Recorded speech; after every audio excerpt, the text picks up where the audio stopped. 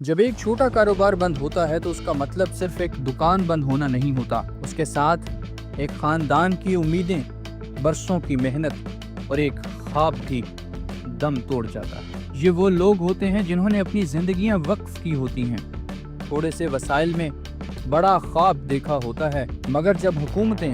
تجارتی پالیسیوں میں اچانک تبدیلی لاتی ہیں، جب ٹیرفز کا بوجھ پڑتا ہے تو سب سے پہلے یہی چھوٹے کاروبار متاثر ہوتے ہیں۔ بڑی کمپنیاں تو کسی نہ کسی راستے بچ نکلتی ہیں، مگر ایک چھوٹا تاجر جو ہر دن گنتی کے گاہکوں پر انحصار کرتا ہے، وہ کہاں جائے گا؟ یہی وجہ ہے کہ آج ہمیں سمجھنا ہوگا کہ ٹیرفز کا اصل بوجھ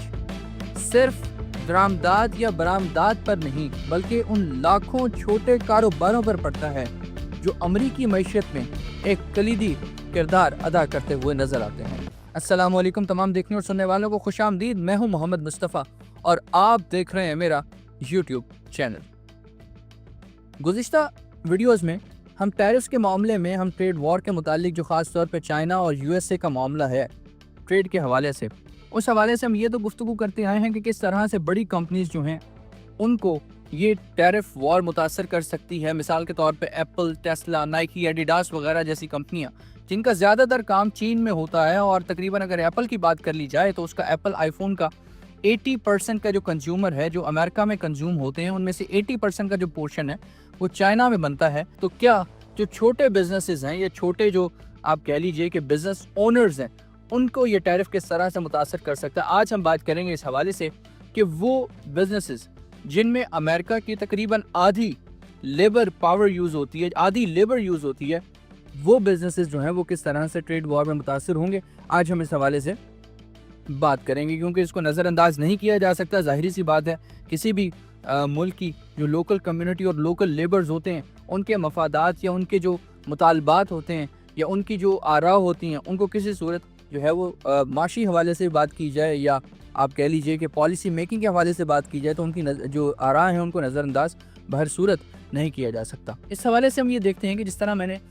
پہلی ویڈیوز میں بھی بات کی کہ را مٹیریلز جو ہیں وہ بہت زیادہ چائنا ایکسپورٹ کرتا ہے، یا آپ کہہ لیجئے کہ پروڈکٹس بہت زیادہ ایکسپورٹ کرتا ہے چائنا، خاص طور پہ را مٹیریلز کی جو بات ہے۔ مثال کے طور پہ اب جو چھوٹے کاروبار کرنے والے لوگ ہیں، وہ را مٹیریلز یا وہ اپنی جو پروڈکٹ وہ بناتے ہیں اس کے لیے کچھ پارٹس جو ہوتے ہیں وہ چائنا سے امپورٹ کرتے ہیں۔ اب وہ جب چائنا سے امپورٹ کرتے ہیں تو ظاہری سی بات ہے ٹیرفز جب عائد ہوں گے تو ان کی قیمتیں تو بہت زیادہ بڑھیں گی، ان کی پروڈکٹس کی قیمتیں بھی الٹیمیٹلی بہت زیادہ بڑھیں گی، اور پھر اس سے کیا ہوگا کہ ان کی جو سیلز ہیں ان میں کمی آئے گی، اور ظاہری بات ہے اگر وہ اپنا پروفٹ ریشو بھی کم کرتے ہیں تو ظاہری بات ہے ان کا بزنس جو ہے کافی حد تک ڈسٹرب ہونے کی بھی خدشات اس حوالے سے ہمیں دیکھنے کو ملتے ہیں۔ تو اسی طرح ہم یہ دیکھتے ہیں کہ جو میٹیریلز ان بزنس اونرز کو یا ان بزنسز کو چاہیے ہوتے ہیں اپنا پروڈکٹ یا اپنا بزنس رن کرنے کے لیے، وہ باہر سے امپورٹ کرنے کے لیے ان کو بڑی جو آپ کہہ لیجیے مشکلات کا بھی سامنا ہوگا، ہرڈلز کا سامنا ہوگا، اور دوسری بات یہ کہ وہ آؤٹ آف رینج ہونے کا بھی ان کا خطرہ ہوگا، کیونکہ ظاہری سی بات ہے وہ چیزوں کو افورڈ نہیں کر سکتے۔ اب ایک امریکن سیلر کی بات میں آپ کے سامنے رکھتا ہوں جس کو CNN نے رپورٹ کیا۔ وہ کہتی ہے کہ I had an idea of products she served but couldn't find the required material. She became China-based manufacturer. یعنی کہ ظاہری بات ہے جو میٹیریلز کو چاہیے تھا وہ اس کو چائنا میں ملا تو وہ China-based manufacturer بن گئی۔ Now is in hurdle.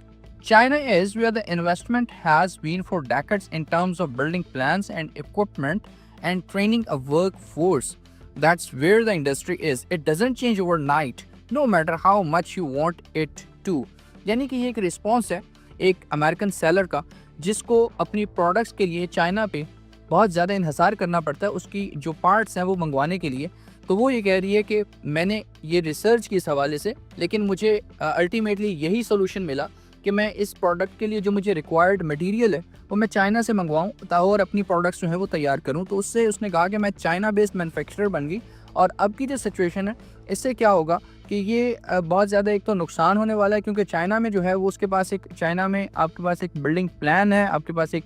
Equipment کی جو فراوانی ہے، جس طرح میں نے پچھلی ویڈیوز میں بتایا کہ انفراسٹرکچر بہت اچھا ہے وہاں پہ، اور اسکلڈ لیبر بہت اچھی ہے۔ یہ ساری وہی باتیں ہیں اس حوالے سے اسی طرف اشارہ کر رہی ہیں۔ تو پھر اس نے کہا کہ یہ کوئی اوور نائٹ پروسیجر نہیں ہے، بٹ یہ ہے کہ اس میں آپ کو بہت زیادہ جو ہے وہ ٹائم لگتا ہے، ظاہری سی بات ہے، اور no matter how much you want it to. یہ CNN کے حوالے سے ایک امریکن سیلر کا تجزیہ ہے جو میں نے آپ کے سامنے رکھا۔ اب اس کو دیکھ لیتے ہیں کہ جو یہ شارپسٹ اسکیلیشن ہے یو ایس اور چائنا کے درمیان، یہ پچھلے 115 سالوں میں اتنا اضافہ ٹیرفز کے حوالے سے نہیں ہوا۔ اس سے ایک تو ہمیں ہائر کوسٹس دیکھنے کو ملنی ہے، انفلیشن دیکھنے کو ملنی ہے، بڑھے گی۔ اس کے علاوہ جو ہے وہ ارننگس جو ہیں ان پہ پریشر پڑے گا، ظاہری بات ہے لوگوں کی ارننگس پہ پریشر پڑے گا۔ That may lead to pull back in spending that could cause businesses to fail، یعنی کہ یہ جو اسمال بزنس اونرز ہیں یہ ان کی دہائی ہے کہ بھائی جو ہمارے اسمال بزنسز ہیں ان کو یہ جو ہے خراب کرنے کا یا ان کو متاثر کرنے کا ایک اس میں بہت زیادہ کردار ہوگا اس ٹیرف والی صورتحال کا، اگر یہ یوں ہی برقرار رہتا ہے۔ اس کے علاوہ ان کے مطابق یہ بھی ہے کہ ان امپلائمنٹ جنم لے گی، کیونکہ ظاہری سی بات ہے کہ جو ایک اسمال اونر ہوتا ہے، بزنس اونر ہوتا ہے، اس کے پاس اتنی کیپیسٹی نہیں ہوتی کہ وہ بہت زیادہ لوگوں کو امپلائمنٹ پرووائڈ کر سکے۔ تو اس سے کیا ہوگا کہ ان امپلائمنٹ کا بھی رسک ہے، اور ریسیشن کے حوالے سے بھی یو ایس کے حوالے سے جو خبریں آ رہی ہیں وہ بھی بڑی خوفناک حد تک ہمیں دیکھنے کو مل رہی ہیں۔ اس کے علاوہ ہم یہ دیکھتے ہیں کہ جو چیف اکانومسٹ ہیں P N C financial services group کے، ان کا نام ہے گس فاؤچر، انہوں نے سی این این سے بات کرتے ہوئے کہا کہ America's small businesses face the greatest immediate risk from the tariffs, یعنی کہ جو اسمال بزنسز ہیں وہ ڈائریکٹلی رسکی ہیں ٹیرفس کے حوالے سے، ٹیرفس کی وجہ سے، اور small businesses have very less margin. ہم یہ دیکھتے ہیں کہ ایک بڑی کمپنی جو ہوتی ہے مثال کے طور پہ، اس کے پاس ایک بڑا مارجن ہوتا ہے، اس کی پروڈکشن بہت زیادہ ہوتی ہے، اس کے پاس کنزیومر مارکیٹ بہت زیادہ ہوتی ہے، ایک تو اس کا پرائیویٹ لیبل جو ہوتا ہے وہ بہت بکتا ہے۔ اب آپ کسی بڑی کمپنی کو، کسی آپ کہہ لیجئے کہ جائنٹ کمپنی کو کسی اسمال بزنس سے کمپیئر تو نہیں کر سکتے، ظاہری سی بات ہے۔ اب ان کے پاس مثال کے طور پہ دن کے 50 یا 100 آرڈرز آنے ہوتے ہیں، ان کے پاس تھاؤزنڈس کے حساب سے آرڈرز ہوتے ہیں، تو وہ تو ایک بڑا میسو فرق ہے۔ لیکن ایک بات یہ دیکھنے کی ہے کہ یہی چیزیں جو ہیں، یہ اکنامک انسٹیبلٹی جو ہے وہ بڑی کمپنی تو برداشت کر سکتی ہے، لیکن ایک چھوٹا بزنس جو ہے وہ برداشت نہیں کر سکتا، کیونکہ اس کے پاس اتنا مارجن ہی نہیں ہوتا۔ یہ گس فاؤچر کی ایک سٹیٹمنٹ ہے، وہ کہہ رہے ہیں کہ if you are Walmart you may be able to tell your supplier to hold the line on price increases, but if you are a small business owner you don't have that leverage. اس حوالے سے ایک اور بڑی important چیز یہ ہے کہ اگر اسمال بزنسز جو ہیں وہ متاثر ہونا شروع ہو جائیں تو اس سے جو اکنامک سچویشن ہے اس پہ بڑا برا اثر پڑتا ہے۔ پھر اسی طرح ایک اور آپ کے سامنے میں انٹرویو رکھتا ہوں ایک اسمال بزنس اونر کا، کیتھرین برکین کا نام ہے۔ انہوں نے کہا کہ میں نے 2 سال جو ہیں وہ اپنا بزنس لانچ کرنے میں، یعنی کہ بزنس اپنا پریپیئر کرنے میں، اپنے پلانس کو ایگزیکیوٹ کرنے میں مجھے 2 سال لگے، لیکن جس دن میں نے بزنس لانچ کیا اسی دن یہ جو ہے وہ ٹرمپ کی طرف سے ٹیرفز عائد کر دیے گئے۔ اور چونکہ میں اس کی اسٹیٹمنٹ یہ ہے کہ as I am watching the news I am also seeing tariffs spring up and then get paused اور put aside and then they come back. It's not possible really for a business to adjust that quickly, particularly a small business like me.